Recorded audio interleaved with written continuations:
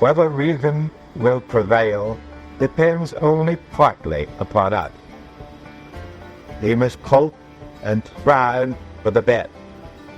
We must prepare for the worst. Welcome to this episode of Clearer Than Truth. Our guest is Ravi Agrawal.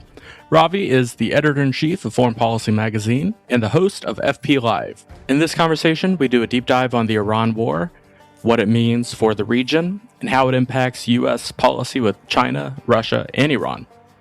Ravi, thanks for joining. My pleasure. Great to be with you both. You opened Foreign Policy's winter issue warning about a world minus one, the United States stepping back from the old order. Now Washington has launched its biggest Middle East attack in years. From your editor's chair, how does this week feel like retrenchment? Does it feel like retrenchment? Does it feel like overreach? Or is it something different in you altogether? I think it's a bit of all three of those things. Look, one can have a debate about the merits and demerits of the Iranian regime and what they've done domestically, what they've done in the region. You will not find too many defenders for their policies. But Iran is not a monolith.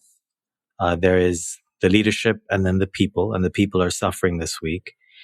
And I think the biggest problem that critics have with the Trump administration's actions in the region this week is that they didn't sell this war to the people. They did not go through the proper channels.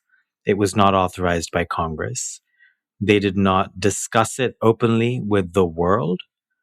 They did it while diplomatic talks were underway, and therefore raising the question, why should anyone ever come and talk or negotiate with the United States ever again? And then on top of that, you have the fact that there isn't a very clear sense of what the goal is, what the objectives are, what the schedule is. Trump said a few days ago that we're ahead of schedule. But what is the schedule? What was the plan? What are the objectives here? How do they differ from Israel's objectives? And then lastly, this brings in so many other countries in the region, the Gulf countries, allies of the United States that are having to pay a very steep price right now, economically, socially, culturally, that may not have been factored into the degree that they would have wanted. After all, many of these countries were advising, lobbying, begging the United States not to go into this war. So to step back from all of this and answer your question as to how this fits the world minus one, that cover essay of ours, which was by Amitav Acharya at American University, was basically making the case that this new interregnum we're in, as in a period between orders, if the previous order was the American unipolar moment, and something else is going to come next, we don't know what that something else is, then this interregnum between those two orders is the world minus one, a world in which the United States is not just stepping back from the rules and the order that it created and built and sustained over the last 80 years, but in some cases is actively seeking to destroy it. And when you see the United States go to war without selling it at home or abroad, a head of state assassinating another head of state, that strikes me as something we must all pause and think about and wonder about the implications for global order, for international rules and norms. And I think the world minus one fits that framework really well. I guess, I'm wondering, as someone who's sort of experienced the last couple of decades as a millennial and sort of, watched, various governments try to sell wars or not sell them or draw red lines and follow them or not follow them. I mean, do you think that to a certain extent, there's been a kind of crisis of credibility among the government of the United States and those sort of intermediaries that, engage in the conversation about whether a war is legitimate or not? And what I mean by that is, do you think that had the Trump administration put the case for this intervention, there would have been a good faith effort on the part of those, discussing the topic to give their assertions credibility? I would hope so. I can't speak for every single player and whether they would exhibit good faith. As a journalist, I would try to hold all sides to account. including the Democrats on this. But let's flip what you just said. Were you to assume bad faith in Congress or leaks within an administration, and therefore you have a very tight circle, or that the media doesn't do its job properly so you don't speak to them? I mean, does that mean that you close ranks and just do not do things that are naturally democratic? Is that the answer? No. The answer is you fix the system. The answer is you take people along with you. In a democracy, you follow the rules, you listen to the people, and you take them along with you on a journey, even when it's inconvenient, and especially when it's inconvenient. And I say all of this because were you not to do that, you open the window for all kinds of problems: corruption, going into war for the wrong reasons, for personal gain. I'm not saying that that's necessarily the case here, but that is the road you head down if you avoid and skirt democratic rules, norms, all of the systems we've put in place for decades. So there's under no circumstances would I recommend something like that. And remember, this is not a country that didn't want to come to the table. They were at the table. A few days before the launch of the attacks, the Omani foreign minister, who was the mediator for the latest round in talks, he came to the United States to speak to the media to say, hey, this was working out. We were getting closer to a deal. The Iranians were agreeing to serious restrictions. And he felt confident that the Iranians would never be able to reach a bomb. Were this deal and the proposals they were discussing, were they allowed to go through? So it beggars belief that this war needed to be conducted when it was, in the way that it was. The strongest reason for doing it was that Iran was at its weakest moment. That is not a reason. Mm. Well, I mean, I wonder, to those of us who sort of observe Iran's negotiating style, it would seem that they relied on, the logic that you're either at the table or you're on the menu, right? And so, I mean, I've seen so many, right? But I mean, I've seen so many iterations of Iran being at the table and having ulterior motives and planning regional destabilization at the same time.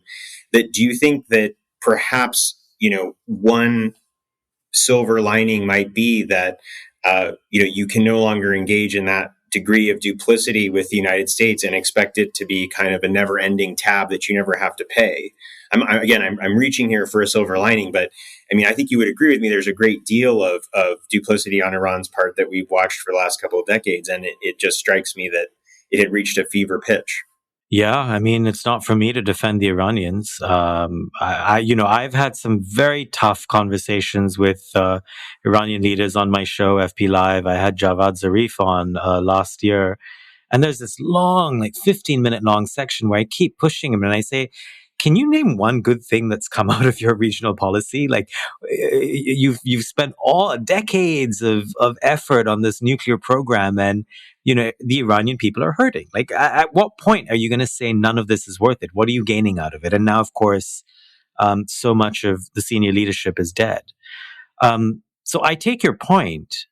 That doesn't mean you go kill people. That doesn't mean you just shoot them down. That doesn't mean you take out the head of state of another country. Imagine the precedent that sets longer term. So now other countries around the world have internalized some very clear messages. And those messages are, might is right.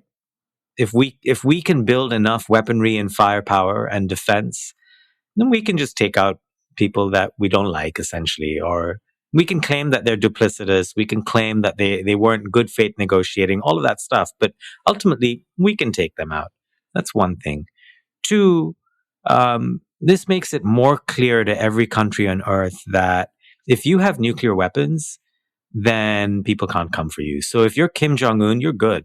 This is not about repression. This is not about being a bad leader. This is not about killing 20,000 protesters on the streets, because Kim Jong has done all of that and more. He has nukes. No one's going to go after him. So the message to every aspiring dictator around the world is go get nukes. In fact, the message to most countries is go get nukes, because then no one's going to mess with you. I'll give you a different example. Pakistan. It's not North Korea. There's a reason why the war between India and Pakistan last year lasted for 4 days. It was 4 days because they had nuclear weapons. And so it was in their best interest to pull back very quickly. So that's the other ripple effect from this conflict. And then lastly, I'll just say that when you mess around in this way, in a way that isn't planned, with a clear objective, with clear end goals, with clear partners, a range of things could happen. I think the Gulf states are quite spooked right now. I think that the ripple effects potentially for terrorism worry me deeply. This could trigger extremists to react in certain ways. It's a great way to build some anti-American sentiment among Shia populations, for example. I'm not saying this will happen, and I definitely hope it doesn't, but these things worry me as second, third, fourth order ripple effects. So again, to come back to your point, Iran may have been duplicitous. There could have been other ways to do this rather than rushing into war in the way that we have. I want to press on a point you mentioned. North Korea is fine. I don't know. It used to be that if you were the supreme leader of Iran, you were fine and no one would kill you. What would they actually do if we tried to take them out, even with a nuke? Would they actually shoot it? Is that a It's certainly possibility? one that you would consider, right? I mean, so Iran has attacked everyone it can possibly attack. It's I think we're at 14 countries at this point in the Middle East, and they're not doing that because they genuinely want to hurt people in Dubai or Qatar or Riyadh. They're doing it because they know that this is a way to attract attention. It's a way to put pressure on the United States. It's a way to raise the costs. It's a way to have their opponents run out of missile defense systems and drone defense systems. They're doing whatever they can. They're desperate. They have their backs against the wall. And when you set the precedent of, we can just take out the top leader in the middle of talks, then the other side also feels the need to raise the stakes, to set its own precedent. So, it's very hard to imagine under what conditions North Korea would want to use nuclear weapons. But if they have a sense that their regime is under the threat of survival, I mean, if they feel there's an existential threat, then one can only imagine that they would lash out in every way they possibly can. And I would imagine, again, that would include nukes. I certainly take your point about, hypocrisy on nuclear weapons. And, a lot of my kind of research over the last couple of years in my spare time is about Ukraine's decision to go nuclear arms. I'm sort of amazed by the lack of contingency and the sort of lack of Ukrainian agency in that historical point, when we talk about what the West did in that circumstance. But nonetheless, I think, at what point do we sort of give the Trump administration time to articulate plans? And, when do we sort of think about the historical example of Iraq and Afghanistan, where I think there was, an attempt to create Jeffersonian democracy at one point early on in those countries, right? It came crashing down. It involved this enormous, expense of time and energy to put boots on the ground. I think it's not a controversial point to say in both contexts it was largely a failure. Is it worth it to see whether there is a more limited set of use of kinetic violence that might result in something else, but it's based on not the concept of nation building, not the concept of supplanting government, but instead using implements against quite evil figures like the now deceased Ayatollah. I mean, I find him, in terms of his legacy of stirring up conflict in various countries and pitting people against each other, is being quite indefensible. Sure, but you just use the word evil, and I have a real problem with this black and white, good, bad, good, evil. It's just, you have to realize that just as you consider someone to be evil, they may consider you to be evil, right? So once you set the precedent of, I consider you evil, therefore I take you out, therefore I do a service to the world, please know that on the other side, there will be people who will say exactly the same about you. And that is why we have rules. That is why we have norms. That is why we have an international system. That is why you litigate and prosecute a decision to go to war with the public, in the international community, at the UN. I mean, it's not rocket science. We built the system. The system exists. We're skirting every aspect of the system in this quest to define good and evil. And the world is so much more complex than that and so much more nuanced than that. And again, I'm not trying to defend Khamenei. I'm just saying that it is more complicated. He actually does have support among Shia populations across the region. Now, imagine how some of them might feel and how some of them might want to respond and react. Now, flip it. The United States is not that popular globally. Do you really want a world in which you allow people to judge what is evil and then act on that? I don't think that's wise. And then the other thing is, let's explore outcomes. I mean, from your description of a short burst of violence without a longer term democracy plan.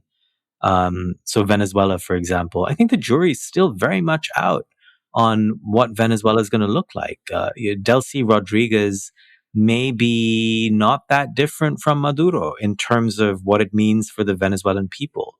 I mean, my understanding of where we're at now is the only difference is a leadership change at the very top and Venezuela having to give a lot of its oil to the United States. But if you're telling me that life has substantially changed for the Venezuelan people, and that Rodriguez over time may be any better for the people or any worse, I mean, I'm yet to see any evidence of that. So this notion that the United States gets to judge who is evil and then take out that person or capture that person and put them in a jail in Brooklyn, I'm just not sure that's good for the world. I want to come back to Iran. One of the overarching arguments is that it weakens Hezbollah and Hamas. But it seems to me that whoever takes over, to your point about seeing us as evil, is not going to view the U.S. favorably. Do you think that there's a world where within 2 months, 6 months, or 2 years, whoever leads Iran will just continue to try to fund Hezbollah and Hamas? I don't know. I imagine that were this war to end with massive decimation of Iranian abilities, but in some form the regime intact, as in it's still the Islamic Republic. That is the scenario I think is most likely at this point. And that, by the way, is awful for the Iranian people because it means they've suffered and they've lived through this war for no upside for them because they're still being ruled by a very repressive regime that has all the guns, that is not scared to repress, prison, jail, shoot, all of those things. Now, the question is, from whatever husk of a Islamic Republic emerges from this and a clerical regime that maybe has lost its ability to fire missiles and to develop a nuclear program, but still has the ability to build a state and to repress people. And remember, this is a country of 90 plus million people. They will rebuild. And so the question is, I really hope in that scenario, if we get to that point, that the next leaders of Iran consider what it is that they're doing that is benefiting their people. Because certainly for the last 30 or 40 years, they have made the wrong set of decisions for their own people. If they genuinely cared about their people, they wouldn't be investing in drones and bombs and a nuclear program. They would have invested in infrastructure and trade and commerce and opening up. I mean, the last 5 decades for Iran are a lost 5 decades. If you look at how the Gulf states have transformed in front of our eyes in the last 3 decades, not even the last 5 decades, Iranians must be looking around at Dubai and Doha and Riyadh with such envy. And it's such a shame that they actually had the oil wealth, they had the energy wealth, they had the history, the culture, the civilization, the language, and they've just thrown it away. And you really hope that some new leadership with some help from the international community takes a different path. Again, I don't think war was the way to do this, but here we I are. mean, I take your point about Iran, and the enormous tragedy of its contemporary society and the failure of its economy. But I want to come back just a second to this concept of the international order, because, I spent a great deal of time in graduate school sort of learning about the foundations of this. And, I think architects of this order that, are part of this sort of accreted traditions, people like Hugo Grotius would understand arguments about good and evil very, very much. I mean, when he's defending, the Dutch East India Company for attacking, a vessel, a Portuguese vessel on the high seas, he's saying, there's an act of violence that's taken place among sailors, and the seizing of this vessel, was an act of seeking private justice, right? And so, to the extent that we have norms in international affairs, they're precisely built on, whether there's a moral judgment taken about the legitimacy of a provoking party's actions, right? And so at some point, I mean, I feel like we have to weigh, what Iran has done in the Middle East, specifically against the United States for how many decades, against, the actions that President Trump has taken. And yeah, but what gives America the right to weigh? When you say we have to weigh, who's the we, and why does one party get to weigh this? I think we on the podcast, first and foremost, but also, I mean, the abject failure of international institutions like the United Nations to constrain Iran, to confront Iran, to do anything other than be a mouthpiece for some of its most grotesque propaganda. I mean, it strikes me that in some ways it's fallen into the same conundrum that the League of Nations, which had this pretense of speaking universally for the world, did. They were unable to condemn Japan's invasion of Manchuria. They were unable to deal with, the outright revanchism of that period. From my perspective, I worry that we've lost sight that the system wasn't functioning well. It's not as though the U.S. hadn't taken its grievances about Iran to the United Nations before. It's that system, which we, as you say, did so much to. And would you like to venture a guess as to why that system isn't working well? I mean, I think it has a lot more to do with the constituencies that would see it not work well.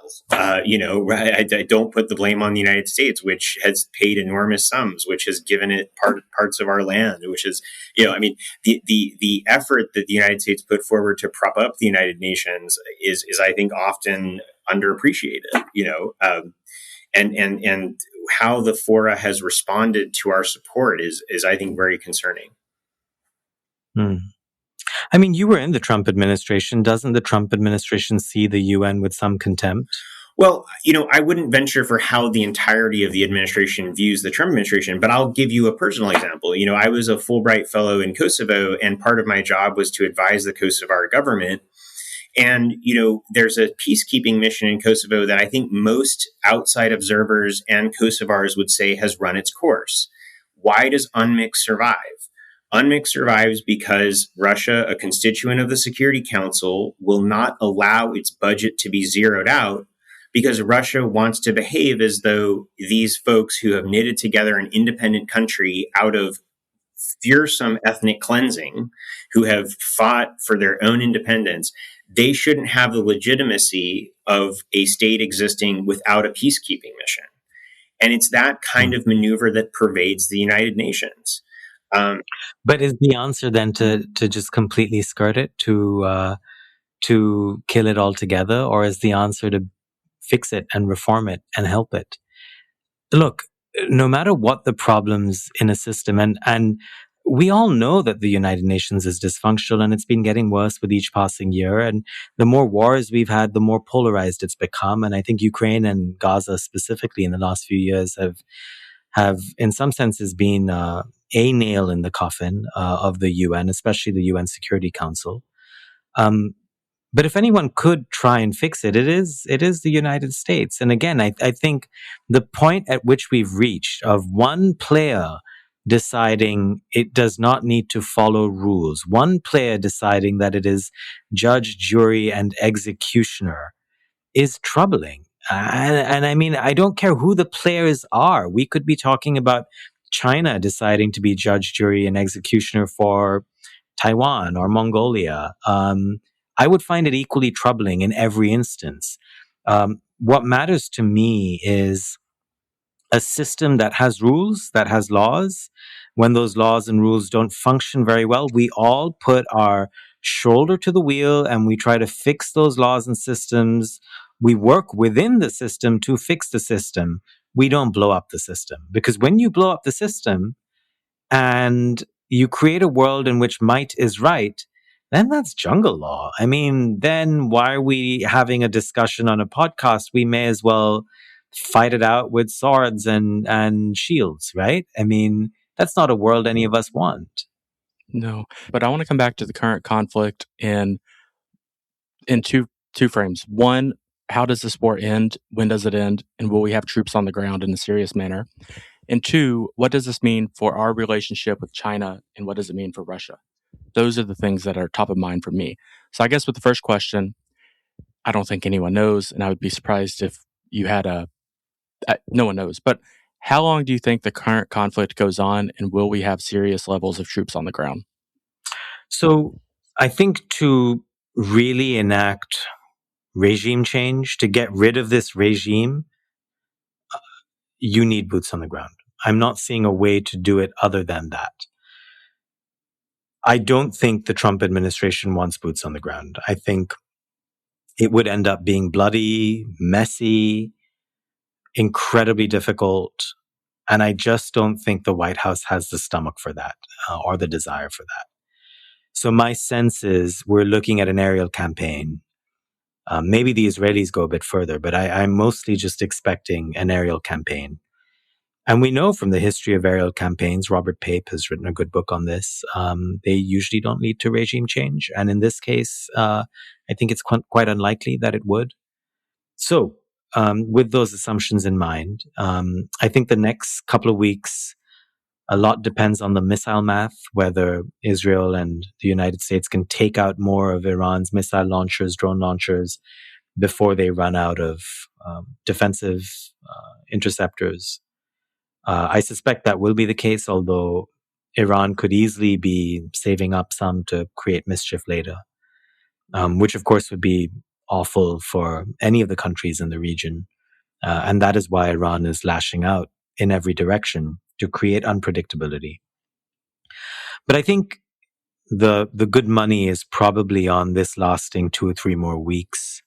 And then at some point, Israel and the United States feeling like they have degraded Iran's ability to launch missiles or drones to a satisfactory degree, and then pulling out and spinning it as a form of victory.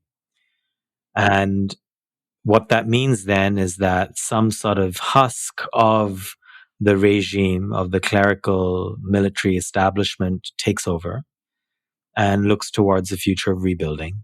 And all of us forget about the Iranian people in this, who have suffered the most.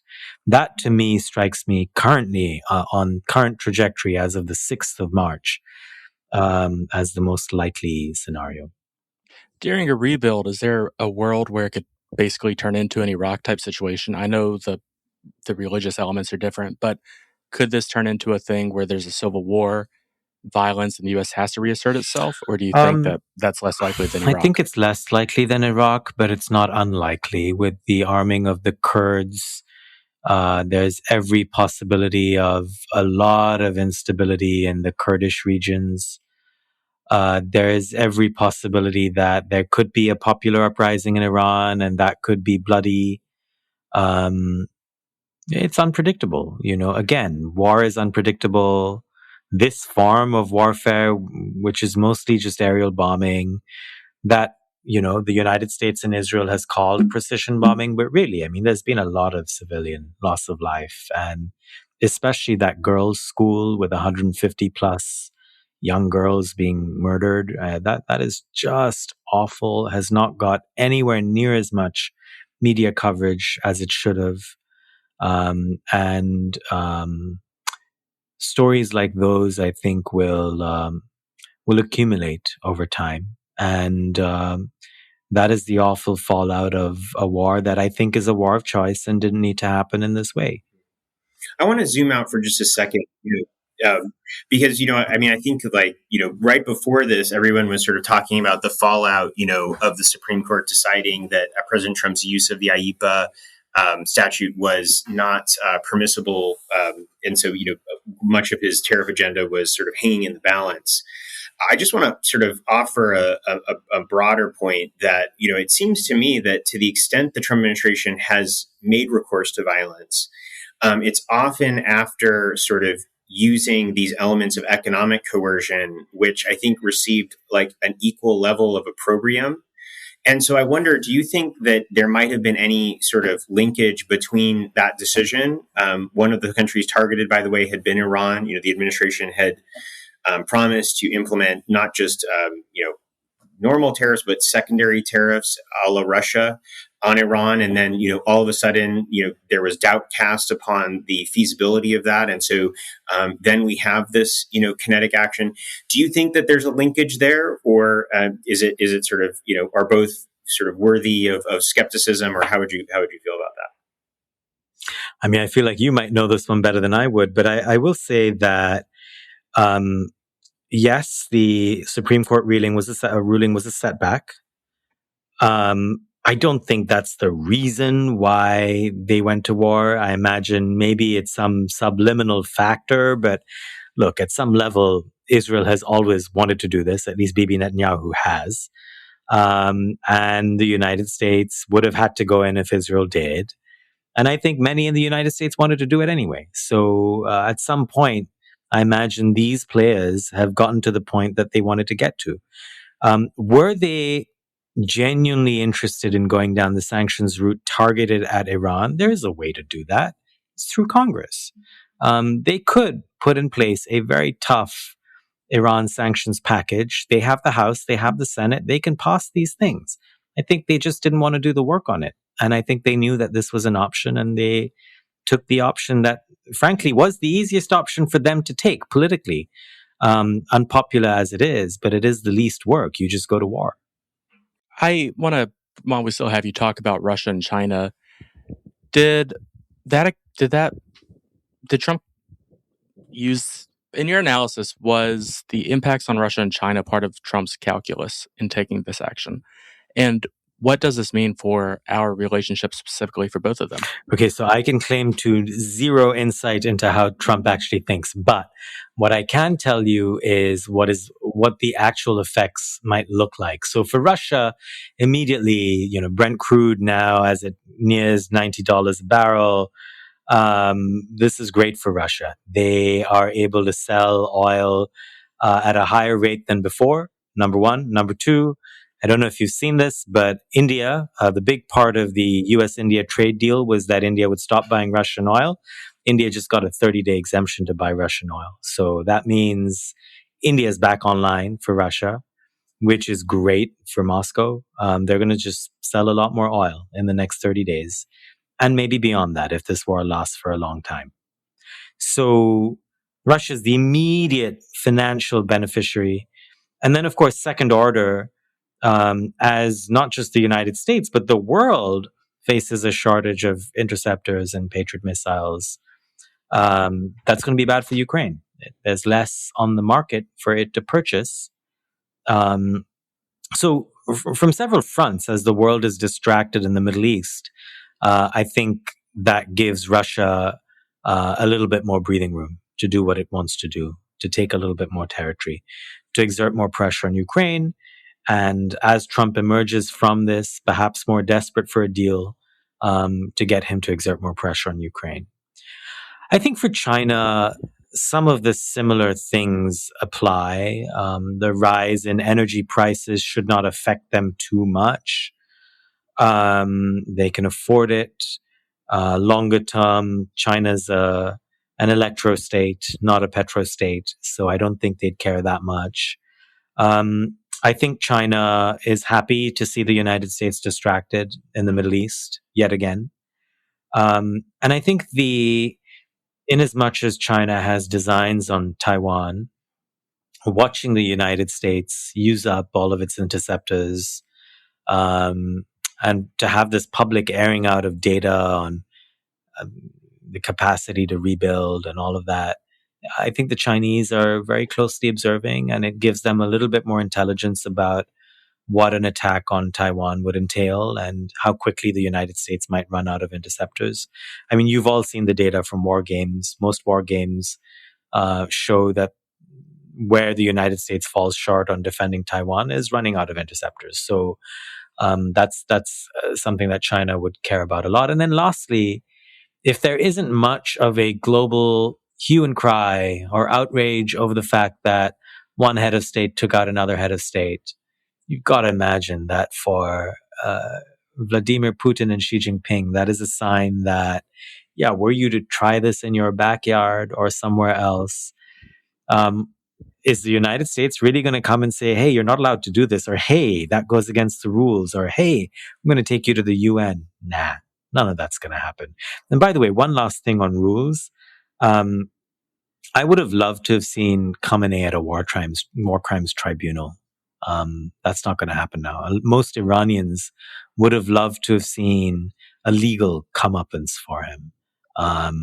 Instead, he gets to die as a martyr. My final question, unless George has something else, but I want to be respectful of your time, is does President Trump have more leverage in his negotiations with China? He's meeting again with him in April, or later this month, I think it's April. How does this impact how China will want to deal with the U.S.? This as in the Iran war? Mm-hmm. Look, at some level, I think it weakens America's hand. And that is because for anyone watching this at a deep level, I think the takeaway is that this war is being determined by missile math, by, as I was saying earlier, who runs out of interceptors first or who runs out of missiles first. The highest end interceptors, to make them, you need immense supply chains that use a lot of rare earths and critical minerals. That's going to take time to acquire. And guess who holds all the cards there? China. So I think China will know fully well that that card that it played last year, where it restricted the export of critical minerals to the United States and US companies, and then it, as is widely admitted, it got America to change its tune towards China a little bit, in that it played poker, and I think it kind of won. I imagine Xi Jinping will go into this meeting knowing that that leverage has likely increased now, not decreased.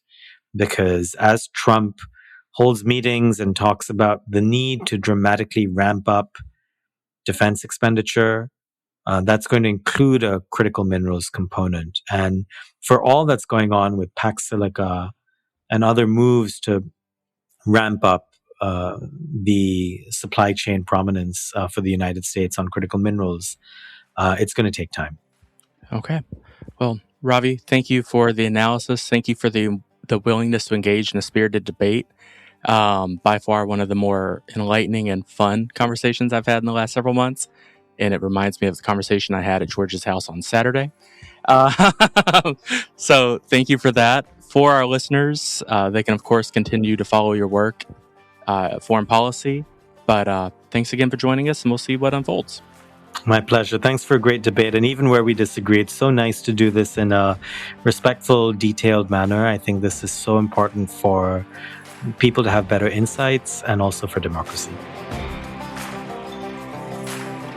Thanks again for joining this episode of Clearer Than Truth. Be sure to share with friends and tune in next time.